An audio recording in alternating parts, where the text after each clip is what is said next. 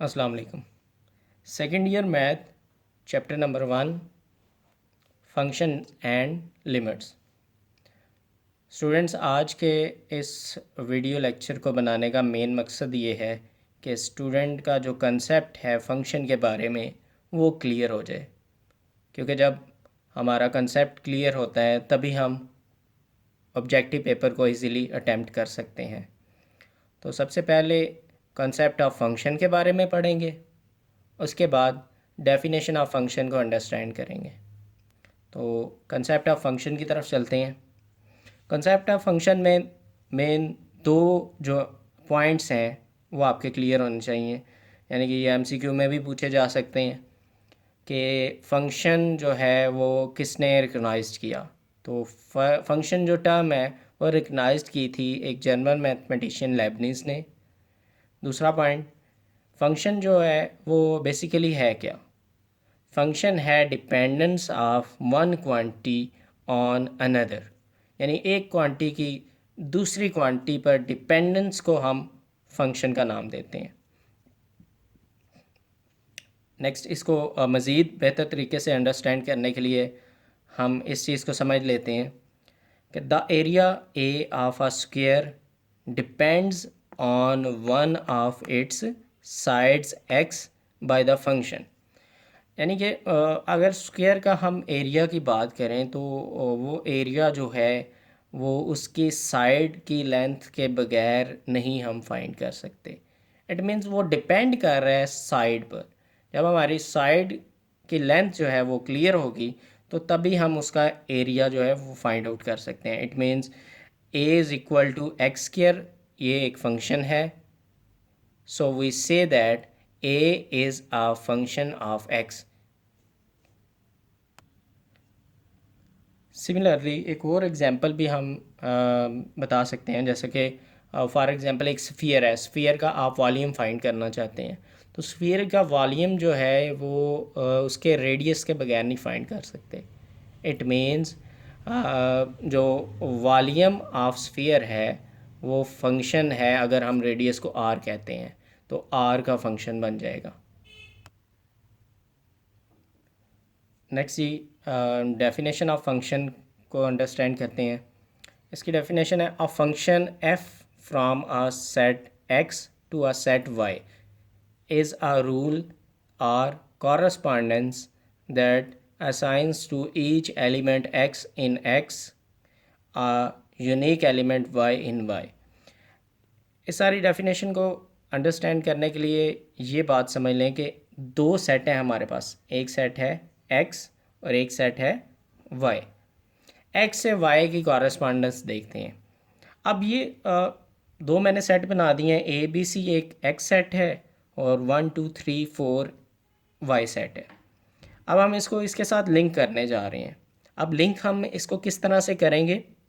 For example ए को 1 से link कर दिया, बी को 2 से, लेट से सी को 3 से। तो हम कह सकते हैं क्या ये फंक्शन है या नहीं। तो yes, it is a function. अब फंक्शन के लिए क्या चीज़ होनी चाहिए, डेफिनेशन में वापस आएँ तो यहाँ पर वर्ड लिखा हुआ है each element X in capital X a unique element Y in capital Y.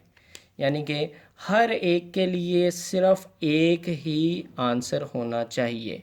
यानी कि अगर हमने ए को लिंक किया है 1 से तो ये इसको हम लिंक कर सकते हैं।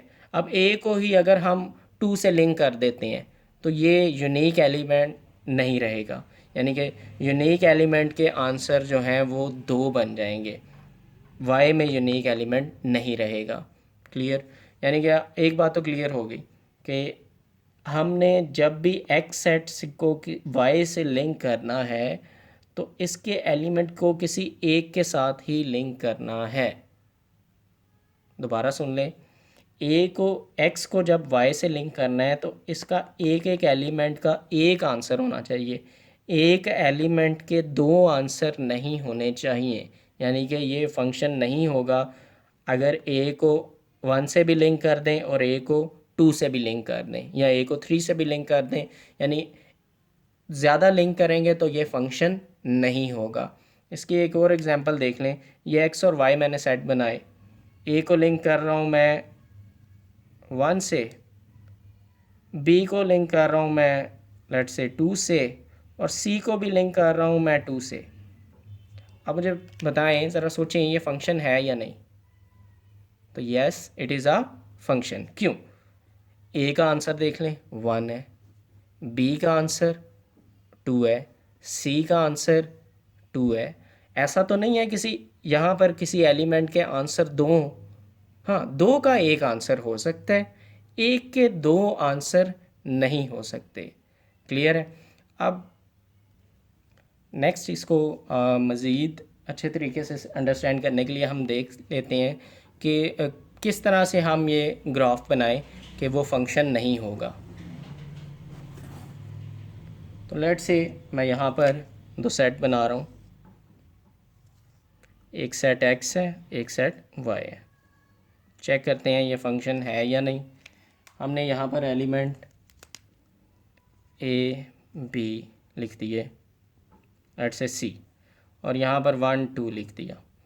अब मैंने a को 1 से लिंक कर दिया है, b को 2 से लिंक कर दिया है। अब c को मैंने किसी से भी लिंक नहीं किया तो ये फंक्शन नहीं है।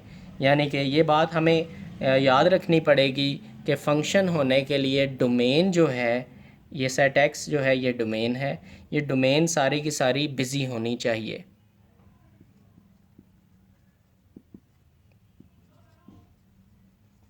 हाँ, इसको बोलते हैं कोड मेन। ठीक है, कोड मेन बिज़ी ना भी हो सारी की सारी, फिर भी फंक्शन होता है, लेकिन डोमेन सारी की सारी बिज़ी होना लाजमी है। जैसा कि ये अभी अभी आपने देखा, मैंने ये एग्जांपल दी, इसमें देखें 4 जो है ये लिंक नहीं कर रहा, लेकिन फिर भी ये फंक्शन है। और यहाँ पर देखें, यहाँ पर अगर हम x सेट में से कोई एलिमेंट को लिंक नहीं करते तो ये फंक्शन नहीं होगा। हाँ, अगर मैं c को 2 से लिंक कर दूँ तो फिर ये फंक्शन बन जाएगा, लेकिन स्टिल अभी it is not a function. जी, क्लियर होगी ये बात? यानी कि डोमेन का कम्प्लीटली बिज़ी होना लाजमी है। अब एक और एग्जांपल जो मैं पहले डिफ़ाइन कर चुका हूँ कि वो फंक्शन नहीं है, उसके लिए एक और मैं ग्राफ बनाता हूँ। ये सेट x है, ये सेट y। यहाँ पर एलिमेंट लिख दिए a b, यहाँ पर 1 2 3। अब मैं a को लिंक कर रहा हूँ 1 से, b को लिंक कर रहा हूँ 2 से, b को ही लिंक कर रहा हूँ 3 से। क्या ये फंक्शन होगा? तो ये फंक्शन नहीं होगा। क्यों? क्योंकि ये डेफिनेशन को कम्प्लीटली जो है वो डिफ़ाइन नहीं कर रहा। जैसा कि फॉर एग्ज़ाम्पल आप देखें, डेफिनेशन में था यूनिक एलिमेंट होना चाहिए वाई में। अब देखें, बी एक एलिमेंट है, इसका क्या यूनिक एलिमेंट बन रहा है? बी के तो 2 एलिमेंट बन रहे हैं, 2 आंसर आ रहे हैं, एक 2b एक 3b।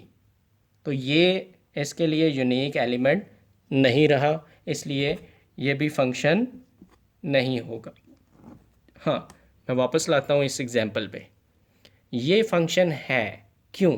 क्योंकि इसका एक ही एलिमेंट है, बी का भी एक ही एलिमेंट है, सी का भी एक ही एलिमेंट है।